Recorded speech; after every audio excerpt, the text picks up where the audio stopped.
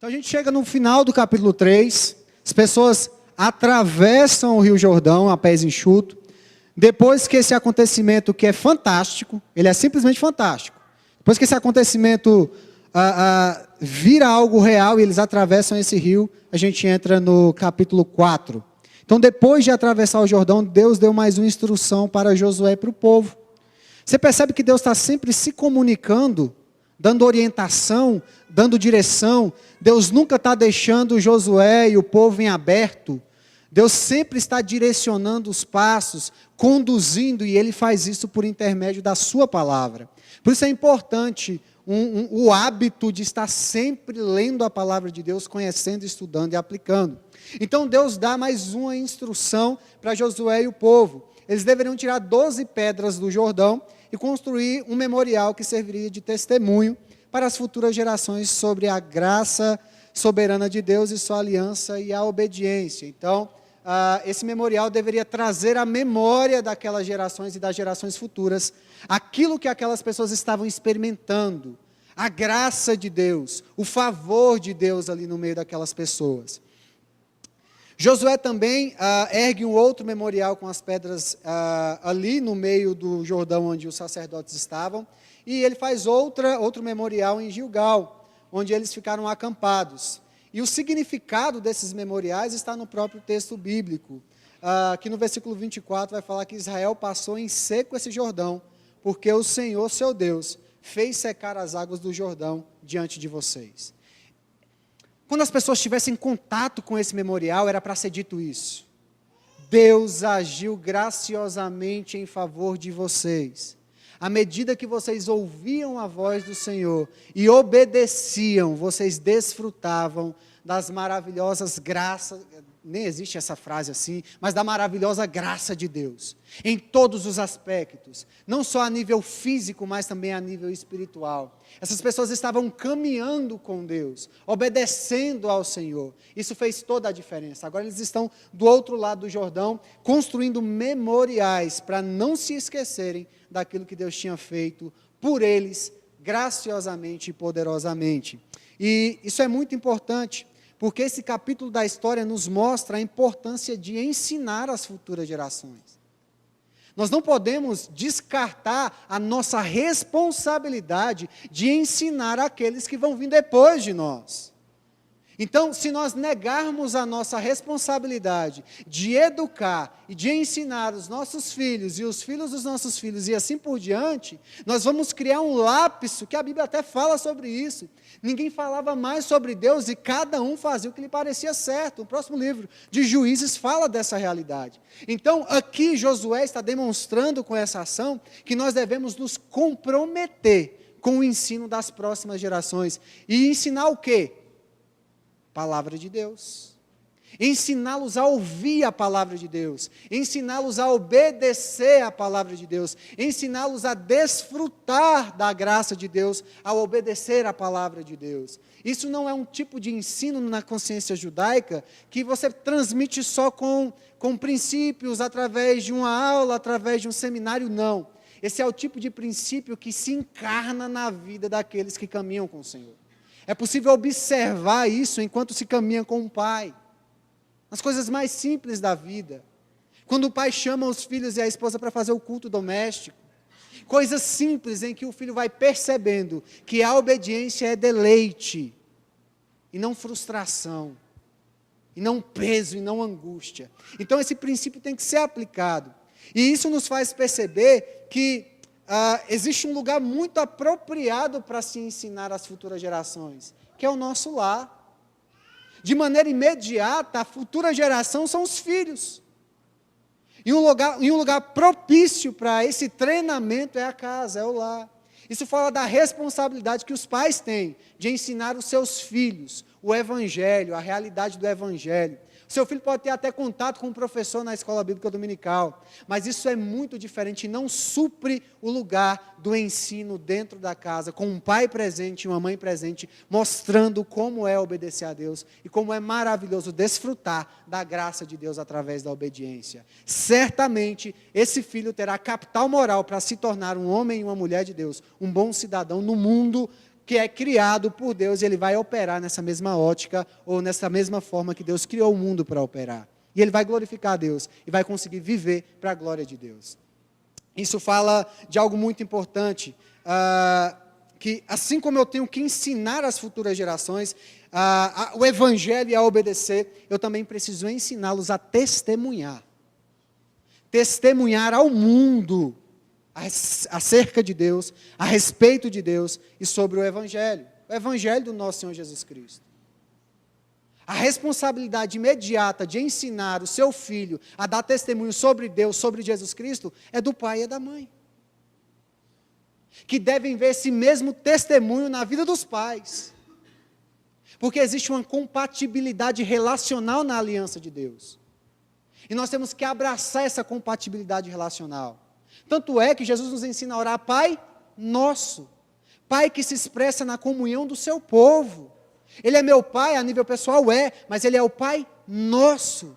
E se nós quisermos ensinar às futuras gerações a realidade de um Deus que é relacional, que se apresenta a nós como comunidade de Pai, Filho e Espírito Santo, nós precisamos, através da nossa relação, ensinar às futuras gerações, aos nossos filhos, o que significa servir a Deus e obedecer a Deus. Mostrando a eles, não através do legalismo, que servir a Deus é um problema, é uma coisa ruim, assustando-os e fazendo com que eles rejeitem ao Senhor. E nem através do antinomismo, com o relativismo, dizendo para os nossos filhos, vive do jeito que você quer, faça o que você quiser, Deus não se importa com isso, não. A lei de Deus vai mostrar a ele que ele pode ser um jovem, um adolescente, uma criança feliz, se obedecer ao Senhor. Porque a obediência à lei gera deleite. E nós precisamos aprender, isso fica claro neste capítulo.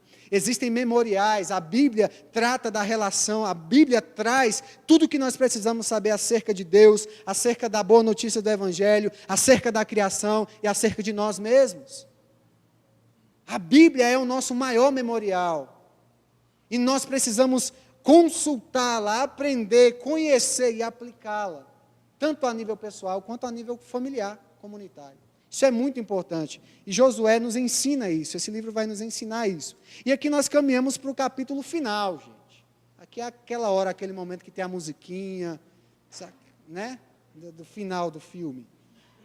E é muito interessante esse capítulo 5. Porque aqui no capítulo 5 tem aquilo que pode ser considerado o eixo ou o pilar hermenêutico para interpretar todo o livro de Josué, que é lá no finalzinho, e a gente vai falar um pouquinho deste pedaço do texto. Mas enfim, nós chegamos aqui. Eles constroem os memoriais, e depois de todos esses acontecimentos, as pessoas que estavam naquela região onde eles atravessaram o rio, os povos que estavam ali começaram a ficar com medo, estavam assustados. Porque estavam vendo o que Deus estava fazendo pelo povo. O povo estava obedecendo, Deus estava indo à frente, as coisas estavam acontecendo, a maneira como Deus disse que aconteceria, porque as pessoas estavam fazendo o que Deus disse para elas fazerem. Então as coisas estavam acontecendo, e aquelas nações ali ficaram, diz o texto, desanimadas e com medo, porque Deus estava com Israel. Quando nós nos colocamos na condição de obedientes, nós temos uma certeza clara, Deus está à nossa frente. Deus está conosco. Deus está conosco. Isso deve trazer confiança e segurança, porque a nossa vida não está lançada à própria sorte. A nossa vida está nas mãos do Criador da vida, do Criador do universo, do autor da história, do governador de todas as coisas. Nada acontece sem a permissão dele. Ele é o autor, ele quem escreve a história. Ele tem condições de colocar uma vírgula e um ponto parágrafo, onde nós, com a nossa má interpretação, colocamos pontos finais. Ele é o autor da história. E sempre que nós andamos com Ele em obediência, nós temos essa certeza e essa confiança. E era por isso que esses povos estavam com medo, porque sabia que Deus estava com Israel. Enquanto isso, Deus manda Josué circuncidar os homens de Israel, testificando a sua aliança com eles. Deus faz isso para que eles vejam que a aliança não era apenas com os seus pais, que morreram no deserto, mas com eles também. É importante observar que essa geração não tinha sido circuncidada. Essa é a geração que nasce no deserto. Os seus pais morreram no deserto porque decidiram não obedecer. Decidiram ser autônomos e tomar as suas próprias decisões. Mas essa geração não. Essa geração, ela caminhou com, aliás, Josué e Caleb permaneceram, mas essa geração caminhou com Moisés e Josué e conseguiram obedecer e por isso conseguiram entrar na terra prometida. Porque se submeteram ao senhorio de Deus, porque se submeteram à graciosa, a graça poderosa de Deus que se manifestava através da lei que Deus entregava àquelas pessoas. E cabe um parênteses aqui, lei não significa impossibilidade de liberdade, tá? Lei não te priva da liberdade. Lei é a possibilidade de você se tornar um humano livre. Deus sabe muito bem disso. E por isso Ele entrega essa lei ao povo, para que eles cumpram essa lei e possam viver livremente como humanos no mundo de Deus. Deixa eu dar um exemplo claro para vocês aqui. É o exemplo que eu sempre dou para ficar mais claro. Se eu cismar de virar passarinho, pular ali do prédio, eu vou voar? Não, porque eu não sou pássaro. Tem uma lei da física que Deus criou. E tem uma lei da física que se eu pular de lá, a lei da gravidade, eu vou cair, gente. Eu vou me esborrachar no chão. Então, quando eu sigo a lei que Deus criou, que é a lei da física, a lei da gravidade, eu estou dentro das condições de viver como um completo ser humano, que não foi criado para voar, mas para caminhar. Essa realidade se aplica a todas as leis que Deus nos deu. Tanto na criação quanto as leis espirituais, as leis bíblicas. Todas as vezes que eu me nego a obedecer à lei de Deus, eu estou, na verdade, abraçando um projeto suicida. E foi o que essas pessoas fizeram no deserto. E os seus filhos decidiram fazer o contrário, decidiram abraçar a vida ao obedecerem à lei de Deus. Josué tinha essa noção, esse povo tinha essa noção. Então eles começam a obedecer a Deus e começam a viver tudo isso que a gente está vendo nesse texto. E essa parte da circuncisão ela é muito importante, porque ela fala de identidade. Os filhos dessa geração precisavam entender que a sua identidade estava firmada na aliança. A sua identidade estava fundamentada na aliança com Deus. Deus não era apenas o Deus dos seus pais, Ele era o seu Deus, e por ser o seu Deus, eles eram o seu povo, e essa era a identidade deles.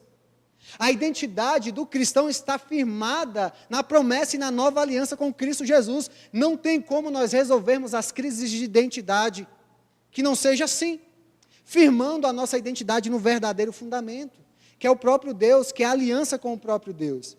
Eles também precisavam, dentro desse contexto, ter a marca da aliança externamente, ter a marca da aliança no seu corpo.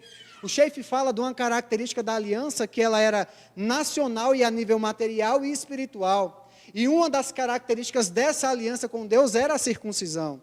Então o povo, antes de entrar na terra prometida, precisaria ter essa marca da aliança no seu corpo, como o povo de Israel, como o povo hebreu, que remonta a aliança que Deus fez com Abraão. Isso poderia parecer loucura para outras pessoas, porque fizeram, gente, uma cirurgia nos homens ali. Você está prestes a se envolver numa batalha e você faz uma cirurgia e coloca os homens de uma forma debilitada, isso parece loucura aos olhos humanos. Mas era necessário que isso fosse feito, porque aqueles homens precisavam ter a marca da aliança, porque a identidade deles estava firmada na aliança feita com Deus Todo-Poderoso. E nós nem precisamos contar o resto da história, a gente sabe. Isso não debilitou esses homens, pelo contrário. Depois deles passaram uns dias ali, se recuperando, enfim. É algo interessante observar que Deus está agindo na contramão da lógica natural que os homens tinham naquela época. E é interessante observar que a circuncisão ela também tem uma nuance espiritual. Isso apontava para a circuncisão do coração. Nós, como povo de Deus, não temos a marca no nosso corpo porque não somos, a nível de etnia, descendentes de Abraão. Mas pela fé somos descendência de Abraão. Por isso, a parte que cabe à espiritualidade dessa aliança, ou seja, a circuncisão do coração, é uma marca que todos nós carregamos. Essa circuncisão apontava lá na frente para a circuncisão do coração, que foi feita por intermédio da obra do nosso Senhor Jesus Cristo. Ou seja, nós também pertencemos ao povo da aliança, porque fomos circuncidados graças ao sacrifício de Jesus Cristo na cruz do Calvário. Deus renovou a aliança com os filhos da geração que ficou no deserto e removeu a vergonha da desobediência, diz o versículo 9 desse capítulo. Isso também aponta para o que Deus fez conosco. Ele removeu a nossa vergonha causada pelo pecado e renovou essa aliança conosco. Por isso somos também povo de Deus e descendência de Deus. Estamos em Cristo Jesus com o coração circuncidado, com a marca da aliança no nosso coração. E enquanto Israel ainda estava acampado na terra de Gilgal, eles celebraram também outro memorial, que era a Páscoa. E ela foi, diz o texto que ela foi comemorada no dia 14 do mês, como era de costume. O que naturalmente aponta para a salvação em Cristo. Mais uma vez, o livro de Josué está fazendo com que nós hoje possamos perceber que a Bíblia está sempre apontando para Jesus. Está sempre apontando para a obra salvadora de Jesus Cristo, a circuncisão, a Páscoa, tudo que Deus está fazendo por intermédio de Josué, todos os milagres que essas pessoas estão vivendo, tudo aponta para Jesus Cristo, para a obra redentora de Jesus Cristo, o que possibilita com que nós possamos experimentar a realidade da graça de Deus nas nossas casas e nas nossas famílias. Isso é inevitável. Esses dois acontecimentos ensinam muitas coisas, muitas coisas. E talvez a mais importante para os pais neste contexto, que têm filhos que vivem crises de ansiedade, crises de identidade, crises existenciais, é que a identidade dos seus filhos precisam estar firmadas em Cristo Jesus, em Deus. Eles precisam compreender que os seus corações foram circuncidados, se realmente foram salvos pelo Senhor. Eles precisam entender que a celebração da ceia, que é a substituição da Páscoa, é muito mais do que um memorial, mas é algo que aponta para aquilo que dá sentido para a sua vida e ressignifica a sua história e a sua identidade. Esses são memoriais que traziam à tona para aquelas pessoas que estavam ali, quem era o Deus que estava com eles naquela batalha, o mesmo Deus que os tirou do Egito, o mesmo Deus que fez com que eles chegassem àquele lugar para a promessa ser cumprida. Isso fazia com que a fé daquelas pessoas fosse renovada, isso tem que fazer com que a nossa fé também seja, no sentido de que a nossa casa, a nossa família, sim, ela pode estar debaixo da graciosa ou da poderosa graça, soberana graça de Deus, que se aplica, que alcança a nossa casa, que alcança a nossa família. Não está perdida a nossa família, ela não está jogada à própria sorte. Existe um Deus que agiu no passado em prol do seu povo, da sua família, e que continua agindo poderosamente através do seu povo e da sua família, para que eles vivam a bênção da graça, a ordem da graça, o deleite da graça. Esses acontecimentos nos ajudam a ajudar os nossos filhos a perceberem que a identidade deles, e até nós, quantas interrogações acerca da nossa própria identidade, acerca do próprio sentido da nossa vida. As respostas para esses questionamentos estão na aliança que nós fizemos com Deus. Essa vai ser a resposta que vai te ajudar a lidar com a tua família. Esses acontecimentos também apontam para as boas novas do Evangelho, que devem ser anunciadas e vividas pelas famílias. Gente, a Páscoa aponta para o Evangelho. Aponta para o sacrifício do Cordeiro de Deus que tira o pecado do mundo. Aponta para a realidade. Se Josué foi usado por Deus num tipo de tipologia para salvar o povo de Israel, Cristo é o Salvador da humanidade e do cosmos, do universo. Paulo nos lembra essa realidade em Colossenses. Cristo não coloca em ordem só um grupo de pessoas, Cristo coloca em ordem todo o universo por intermédio do seu poder e da sua autoridade. E tudo é tudo, gente, inclusive a nossa família, ela pode desfrutar da graça poderosa de Deus. Nós podemos ter uma família que teme ao Senhor, porque é bem verdade que Josué só no final do livro vai fazer falar aquela frase que a gente conhece tanto, eu e a minha casa serviremos ao Senhor, mas Josué está demonstrando que ele e a casa dele servem ao Senhor desde o dia em que ele começou a caminhar com Moisés.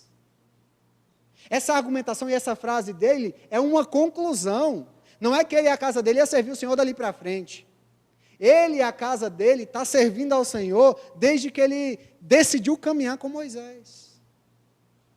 Que essa conclusão seja nossa também. Que nós possamos demonstrar isso de maneira clara e eficaz. Em seguida, o texto vai nos dizer, e essa é talvez o ponto mais alto dessa história, que depois desses acontecimentos, Josué levanta a cabeça, está perto de Jericó e vê um homem com uma espada na mão. Josué se aproxima desse homem, e no bom português ele diz bem assim, tu está com a gente ou tu está contra a gente? Gente, Josué é guerreiro. Josué é um homem experimentado nas batalhas. Ele viu um outro homem com uma espada na mão. Ele pensou, ou está comigo, ou é meu aliado, ou está contra mim. Se estiver contra mim, eu luto com ele. Deus já me deu a vitória, então eu vou partir para cima dele. E Josué tem um encontro com ele. E ao perguntar quem é esse homem, Josué tem uma resposta inusitada. Eu sou o príncipe do exército do Senhor dos Exércitos. Basicamente isso que ele fala. Eu sou o comandante do exército de Deus. Josué, quando ouve isso, ele cai prostrado. Estava acontecendo algo miraculoso ali. Algo semelhante ao que tinha acontecido com Moisés no passado. Provavelmente Josué trouxe à memória esses mesmos acontecimentos que ele presenciou com Moisés. É uma teofania. Alguns acreditam que ali estava, aquele homem era o Logos de Deus que estava diante de Josué. Então, diante de Josué está ali o príncipe o comandante do exército de Deus. E Josué se prostra diante dele. Vamos ler essa parte do texto, gente, capítulo 5, para a gente já caminhar para o fim, do versículo 13 em diante. Diz assim: quando Josué estava perto da cidade de Jericó, olhou para cima e viu um homem em pé diante dele, com uma espada na mão. Josué se aproximou e lhe perguntou, você é amigo ou inimigo? O homem respondeu, na verdade, cheguei agora e sou o comandante do exército do Senhor. Então Josué se prostrou com o rosto no chão em sinal de reverência e disse, que ordens meu Senhor tem para mim? A expectativa de Josué, gente, e a minha expectativa e a sua, se tivesse naquela situação, é, ele vai me dar um plano de batalha para eu poder vencer Jericó. Josué não esperava a resposta que ele recebeu desse homem. Esse homem diz, tire as sandálias dos seus pés. Josué está prestes a entrar numa batalha. Josué está acostumado a consultar a Deus e obedecer. Ele diz, o que eu tenho que fazer agora? E o anjo diz, tire as sandálias dos seus pés. Sabe como o anjo responde, esse príncipe do Senhor? Adoração. Talvez você estivesse esperando um plano, uma tática de guerra, de batalha, mas ele diz, adoração. Adoração é o plano. A adoração é a obediência para o encontro diário com o Senhor. A adoração encoraja e move o coração do adorador. Quando Josué se prostra diante do Senhor, o adorando, naquele mesmo momento ele está reconhecendo que Deus está com ele. E que agora ele poderia voltar com ousadia e coragem, e encorajar as pessoas que estavam com ele, para que eles fossem adiante e conquistassem Jericó. A adoração. Nós precisamos entender, gente, que não existe relacionamento com Deus onde as boas novas não são anunciadas e vividas na aliança, e onde aquilo que media a nossa relação com Deus não seja a adoração. Antes de uma grande batalha, Josué foi convidado a adorar. Antes de uma grande conquista, Josué foi lembrado que quem conquista é Deus. Antes de uma grande conquista, Josué foi lembrado que quem é soberano e quem vence as batalhas é o Senhor. Antes de uma grande conquista, Josué foi desafiado a não confiar nas suas habilidades de guerra, mas confiar no braço forte do Senhor para fazer aquilo que era impossível aos olhos humanos. Todos os dias nós devemos nos encontrar com Deus em adoração, porque é no momento em que nós estamos diante de Deus, o adorando, é que nós percebemos que a nossa vida, a nossa família, a nossa casa não está nas nossas mãos, mas está nas mãos do Senhor. Como nós cantamos, porque dele, por meio dele e para ele são todas as coisas. Ele é o Senhor dos exércitos. Toda essa história aponta para a realidade do Evangelho de Cristo, gente. Ele é o nosso modelo de liderança e submissão, como nós vimos no ponto 1. Jesus Cristo foi um grande líder, mas também se submeteu ativamente ao senhorio do Pai. Tanto é que ele diz no texto que ele está com a samaritana, a minha comida é fazer a vontade do meu Pai. Preste atenção na afirmação de Jesus. Aquilo que eu faço que me sustenta, aquilo que me dá deleite, aquilo que tem um bom sabor para mim, é cumprir, é obedecer a palavra e a vontade do meu Pai. Jesus Cristo é um exemplo para homens que precisam liderar a sua casa, assumir o seu papel. Jesus Cristo também é um exemplo de alguém que se submete sem perder a sua autenticidade. Ele não deixa de ser quem é, porque se submeteu à vontade do Pai. Jesus Cristo é um modelo para mim e um modelo para você. Jesus Cristo é um modelo de filho que obedece ao seu Pai, que o honra, que reconhece a autoridade, inclusive dos seus pais terrenos, tanto de José quanto de Maria. Jesus Cristo é o nosso modelo de vida redimida. Ele é o nosso Cordeiro Pascal que foi sacrificado para nós adentrarmos na realidade da nova aliança. É por causa de Jesus, gente, entenda isso. É por causa de Jesus que Josué tem condições de obedecer. Jesus é o Filho de Deus, ele não foi criado, ele é. Ele sempre existiu. É por conta de Jesus Cristo, do Filho, é por conta do Logos, do Cordeiro de Deus, que Josué tem condições de viver tudo que ele viveu.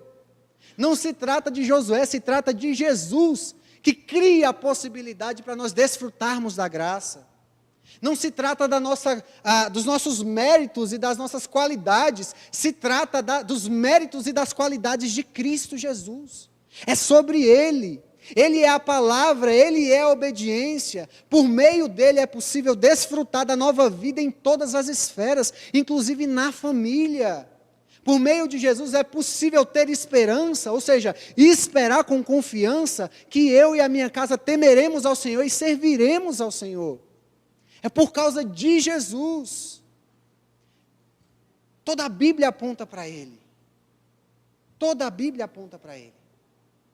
E nós hoje podemos alegrar o nosso coração com essa realidade. Que por intermédio da nova aliança, que é fruto do sacrifício de Jesus, eu e a minha casa podemos servir ao Senhor. E desfrutar de todas as bênçãos que Deus deixou para que a família desfrutasse. Uma família que vive em ordem, uma família que consegue comer juntos à mesa, se alegrar, uma família que consegue exortar e consolar, uma família que consegue andar junto, caminhando com o mesmo propósito, que é glorificar a Deus. Filhos que honram os pais, pais que cuidam das suas esposas, esposas que cuidam dos seus esposos e filhos. Tudo isso é possível por conta de Jesus Cristo. Caso contrário, se nós fôssemos jogados à nossa própria sorte, nós estaremos como as pessoas de Juízes, que é o contraste do que acontece com Josué. Cada um queria mandar. Cada um ia querer fazer do seu jeito. E a gente sabe, quando cada um quer fazer do seu jeito, não dá certo. E de que jeito que a gente tem que fazer então, pastor? Do jeito de Deus. Não é a minha palavra e não é a palavra da minha esposa. É a palavra de Deus. E nós voluntariamente decidimos obedecer para desfrutar dessa graça soberana de Deus. E as coisas vão entrando em ordem. É o que Deus quer. É o que Deus tem. Porque a palavra dele é eficaz, é boa, é perfeita e agradável. E nós temos então algumas lições práticas aqui para nós aplicarmos nesses 5 primeiros capítulos de Josué. E já estamos caminhando para o final aqui. Quem chegou agora vai poder ver basicamente o que a gente falou nessa noite. Primeira lição prática: estabeleça a palavra de Deus como autoridade final para a sua família. Estabeleça a Bíblia, a palavra de Deus como autoridade final. Não é o que você acha, não é o que a sua esposa acha, não é o que o seu filho acha, é o que Deus diz que é. Estabeleça isso, decida hoje, fazer da palavra de Deus o árbitro e o juiz da tua casa. Obedeça a palavra de Deus, se comprometa em estudá-la, em obedecê-la. Entenda que ela é o nosso ponto de referência. Conheça essa palavra, comunique e pratique essa palavra em obediência. Se comprometa com isso. E desfrute da graça de Deus que se manifestará na tua casa, porque tua família e você decidiu obedecer. A obediência gera uma resposta. Ninguém que obedece vive no vazio, vive no vácuo. A obediência gera uma resposta porque foi assim que Deus decretou. Quando nós semeamos obediência, nós colhemos o desfrute da graça de Deus. Isso é um movimento natural. Segunda lição: tenha a obediência a essa palavra como confissão de fé diária em sua casa, como resposta à soberana graça salvadora. Ou seja, qual é a sua confissão de fé na sua casa todos os dias? A obediência à palavra de Deus. Ainda que isso custe dos seus filhos algumas lágrimas, ainda que isso custe de você o seu orgulho, o seu ego e a sua vaidade, que a obediência à palavra de Deus seja a sua confissão de fé todos os dias. Terceira lição prática, nós precisamos ter a confiança da contínua presença de Deus na nossa casa. Deus é Emanuel, Ele está conosco, Ele está na nossa casa. Ele é um Deus que se manifesta na comunhão das famílias. Então saiba disso, Deus sempre estará na sua casa, Deus sempre estará conosco. O mesmo Deus que abriu o Jordão poderosamente, continua conosco, exercendo a sua soberania. Por isso, ouça a Deus, obedeça ao Senhor e confie nele. Esse mesmo poder, essa mesma soberania vai agir na tua casa também, porque Ele continua sendo o mesmo Deus soberano. Quarto, ensine as verdades do Evangelho a todas as gerações. Esse é um serviço indispensável às famílias cristãs. Pai, você que é pai, assuma a sua responsabilidade de ensinar a tua esposa e os teus filhos as verdades do Evangelho. Mãe, assuma a sua responsabilidade de ensinar os seus filhos a verdade do Evangelho. Se comprometa com o ensino das futuras gerações. Obedeça a palavra de Deus. Mais do que ouvir as verdades do Evangelho, o seu filho precisa ver você a desfrutar da obediência e da graça de Deus. Ele precisa ver você vivendo para a glória de Deus e observar que vale a pena viver para a glória de Deus. Que a melhor resposta que nós podemos dar para a vida é viver para a glória de Deus. Então você precisa se comprometer em ensinar as verdades do Evangelho para os seus filhos. Não terceirize essa responsabilidade para ninguém. Não é responsabilidade do pastor da igreja, não é responsabilidade do professor da escola bíblica dominical. Essa responsabilidade primária é sua, pai e mãe. Ensine o Evangelho para os seus filhos. Na igreja você vai ter contato e os pastores e professores vão te dar todo o know-how e os princípios bíblicos para que você o aplique dentro da sua casa. Não fuja da sua responsabilidade. Ensine os seus filhos. Eu sou tímido, eu tenho vergonha. Vença a vergonha, vença a timidez. E ensine os seus filhos. Assuma a sua postura, assuma a sua liderança na sua casa. Mulher também, assuma o seu papel na sua casa. E ensine os seus filhos. Ensine a verdade do Evangelho. Não com legalismo, e não com relativismo, mas a verdade ensinada por Jesus Cristo, que vem para trazer vida abundante. E o que é vida abundante? É a vida daquele que obedece e desfruta da graça de Deus. Que cria no coração, está sempre gerando a esperança e a expectativa, porque está caminhando numa jornada junto com Jesus Cristo para a Nova Jerusalém, firmada na nova aliança. Ele olha para o alto, ele vai e volta. A mensagem passa pela cabeça, o Evangelho passa na cabeça, vai para o coração e atinge os pés. A vida prática, a vida concreta. São coisas que nós vivemos concretamente no dia a dia, das coisas mais simples às mais complexas. Então ensine essa realidade, a beleza que existe no Evangelho para os seus filhos. E em quinto lugar, o mesmo Deus da graça é o Deus do juízo. Nunca se esqueça disso. O Senhor está comprometido com a sua palavra. Deus se compromete conosco à medida que nós nos comprometemos em falar e ensinar a sua palavra. Deus não se compromete com as coisas que nós colocamos a mais.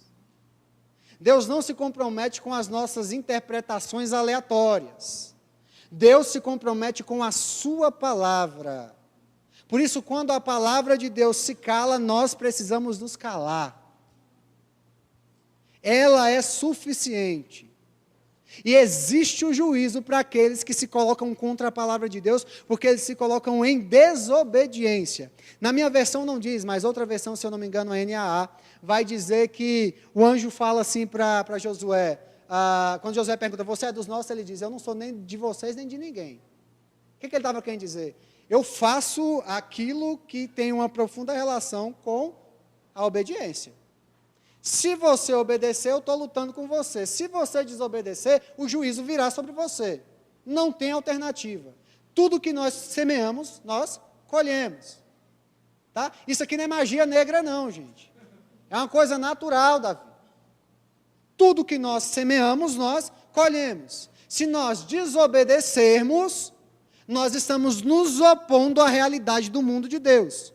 E todas as vezes que nos opomos à realidade do mundo de Deus, nós abraçamos um projeto suicida. E as consequências com relação à desobediência vai vir, são naturais. Você percebe essas consequências lendo toda a Bíblia. Então, Deus está conosco, Deus está lutando conosco, mas se for preciso, Ele vir com um juízo sobre a nossa vida, seja para nos colocar no eixo de novo, ou seja para a condenação, como aconteceu com as pessoas no deserto, nós temos que estar cientes. Nós desobedecemos. Nós decidimos viver por nossa própria conta. Isso é um problema. Então, a quinta lição é essa. O mesmo Deus da graça é o Deus do juízo. E o juízo não é maldade de Deus. O juízo é uma expressão da graça de Deus. Como assim, pastor? Sim, o juízo de Deus é uma expressão da sua graça, porque a desobediência e o pecado precisam ser punidos, porque Deus é santo. É por isso que Jesus vai à cruz do Calvário e é punido pelos nossos pecados, para que a justiça dele fosse imputada sobre mim e sobre você. Porque Deus é santo. Então nunca se esqueça, o mesmo Deus da graça é o Deus do juízo. Então é isso.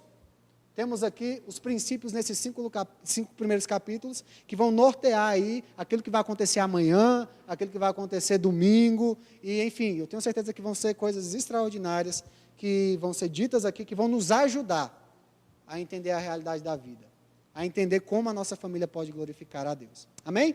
Queria orar com você. Feche seus olhos. Pai, obrigado pela tua palavra. Nós te agradecemos porque o Senhor é bom, porque o Senhor é um Deus de aliança e decidiu nos proporcionar o privilégio de fazer parte dessa aliança. Nós entendemos por intermédio da sua palavra que salvação em última instância é fazer parte da tua família, é sermos filhos. E Deus, nós te pedimos que o Senhor nos dê condições de experimentar essa bênção que é a família. Essa bênção que é esse projeto criado pelo Senhor, essa instituição criada por Ti. E nós te pedimos que ajude-nos a Te obedecer. Que a nossa família tema e obedeça ao Senhor. E que na medida que Te obedecemos, possamos desfrutar dessa graça poderosa e soberana do Senhor na nossa casa e na nossa vida. Que o Senhor continue falando durante esses dias, nos dando sabedoria e nos dando coragem, como o Senhor disse para Josué, nos dê força e coragem, para que nós possamos assumir esse compromisso de Te obedecer. Em nome de Jesus. Amém. Amém? Deus abençoe vocês, Michel. Obrigado.